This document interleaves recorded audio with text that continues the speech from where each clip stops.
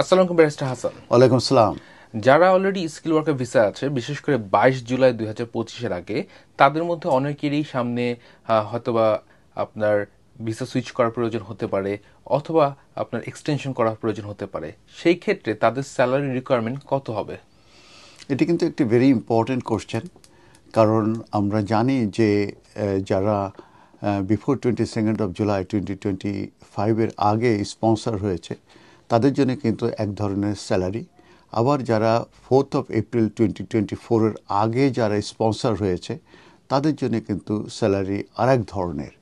তো এটা কিন্তু এক এক ধরনের ওয়ার্কারদের জন্য, এবং যারা যে সময় এসেছে সেই সময় যে ইমিগ্রেশন রুল ছিল এবং সেই সময় যে স্যালারি থ্রেশহোল্ড ছিল সেটাই কিন্তু তাদের জন্য অ্যাপ্লিকেবল।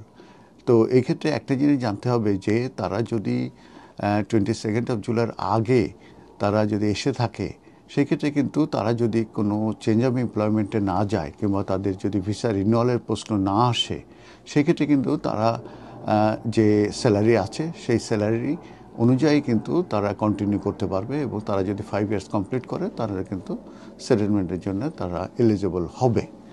তো এখন আমি বলবো যে এই আফটার 22 জুলাই এই যে স্যালারি থ্রেশহোল্ড ইনক্রিজ হওয়ার পরিপ্রেক্ষিতে যদি কেউ চেঞ্জ অফ এমপ্লয়মেন্টে যায় কিংবা কেউ যদি রিনিউয়াল করতে চায় তাদের ভিসা, সেক্ষেত্রে যে তাদের স্যালারি কেমন হবে, কিংবা যারা নিউ এন্ট্রান্ট হিসেবে অ্যাপ্লিকেশন করবে এই আফটার 22 জুলাই 2025-এর পরে তাদের স্যালারি থ্রেশহোল্ড সম্পর্কে আমি এখন আপনাদের সঙ্গে আমার নলেজ শেয়ার করব।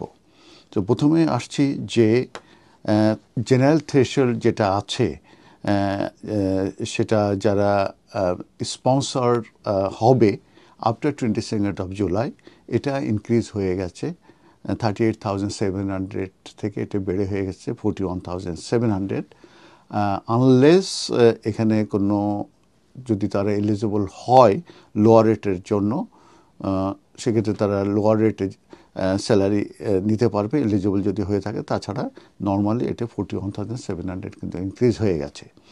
এখন হচ্ছে যে নিউ এন্ট্রান্টস যারা, এবং সেক্ষেত্রে আমরা জানি যে যাদের বয়স 26-এর নিচে, কিংবা যারা স্টুডেন্ট ভিসায় এসে তারা কোর্স কমপ্লিট করেছে, কিংবা যারা গ্র্যাজুয়েট ভিসায় আছে, এরা কিন্তু এই নিউ এন্ট্রান্সের আন্ডারে কিন্তু তারা সুইচ করতে পারে। তো সেই ক্ষেত্রে এই 22 জুলাই 2025-এর আগে তাদের স্যালারি ছিল 30,960 পাউন্ড। সেটা কিন্তু ইনক্রিজ হয়ে যাচ্ছে আফটার 22 জুলাই 2025-এর পরে 33,400 স্যালারি তাদের হয়ে গেছে। এরপরে আমি যেটা বলবো যে যারা 4 এপ্রিল 2024-এ আগে যারা এসেছে, কারণ আমরা জানি যে 4 এপ্রিল 2024-এর পরে যে কিন্তু স্যালারি ইনক্রিজ হয়, আর তার আগে কিন্তু স্যালারি অনেক রিজনেবল ছিল। তো তারা যদি তারা কিন্তু এই যারা 4 এপ্রিল 2024-এর আগে এসেছে তারা কিন্তু বেনিফিটেড হবে। তাদের যে রিডিউস স্যালারি আছে, মিনিমাম স্যালারি রেট আছে, এটাই তারা কিন্তু বেনিফিটেড হবে এবং সেটা কিন্তু কন্টিনিউ করবে।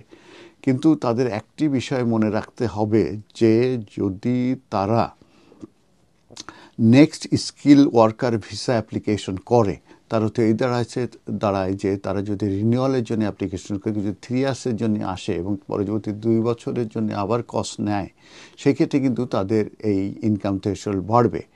আবার যদি কেউ চেঞ্জ অফ এমপ্লয়মেন্টে যায়, সেক্ষেত্রে কিন্তু তাদের এই যে ইনকাম স্যালারি থ্রেশহোল্ড এটাও কিন্তু ইনক্রিজ হবে। তো সেই ক্ষেত্রে 22 জুলাইয়ের আগে তাদের স্যালারি 29,000 বেড়ে যেত, আর আফটার 22 জুলাই 2025-এর পরে তাদের স্যালারি হবে 31,300। আর এরপরে যেটা বলবো যে গোয়িং রেট এটা জেনারেলি ইনক্রিজ হয়ে গেছে ফ্রম 22 জুলাই 2025 থেকে। বিশেষ করে যে বিজনেস ডেভেলপমেন্ট যে ম্যানেজার যারা প্রথম স্পন্সর হয়েছিল বিফোর 4 এপ্রিল 2024 আগে, তাদের ক্ষেত্রে আফটার 22 জুলাই 2025-এর পরে যে তাদের স্যালারি বেড়ে হবে 55,200 পার ইয়ার। এটা আগে ছিল 52,500। অতএব যারা যেসব স্পন্সর দেরকে মূলত স্যালারি ইনক্রিজ করার প্রয়োজন নাই, যেসব ওয়ার্কাররা অলরেডি স্পন্সর হয়ে এসেছে তাদের ক্ষেত্রে কিন্তু স্যালারি ইনক্রিজ করার প্রয়োজন নাই। কিন্তু তাদেরকে অবশ্যই মনে রাখতে হবে যে তারা যদি নিউ অ্যাপ্লিকেবল থ্রেশহোল্ড যখন হবে, তাদের জন্য অ্যাপ্লিকেবল হবে, যদি তারা স্পন্সরিং করে এক্সিস্টিং স্টাফ, অর তারা যদি কোনো নিউ স্পন্সর স্টাফ তারা যদি নিতে চায়, সেই ক্ষেত্রে কিন্তু এই নিউ অ্যাপ্লিকেবল থ্রেশহোল্ড কিন্তু তাদের জন্য প্রযোজ্য হবে। অতএব এটা ভেরি ইম্পর্টেন্ট যে যখনই কেউ চেঞ্জ অফ এমপ্লয়মেন্টে যাবেন কিংবা কেউ যদি রিনিউয়ালে যান, 3 বছরে এসেছেন এবং পরবর্তী 2 বছরের কস্ট নিচ্ছেন, তখন কস্ট ইস্যুর সময়ে আপনারা খুবই কেয়ারফুল থাকবেন যে আপনাদের যে স্যালারি থ্রেশহোল্ড যেটা আগে যেটা ছিল সেটা কিন্তু আর থাকছে না, সেটা কিন্তু বেড়ে যাবে।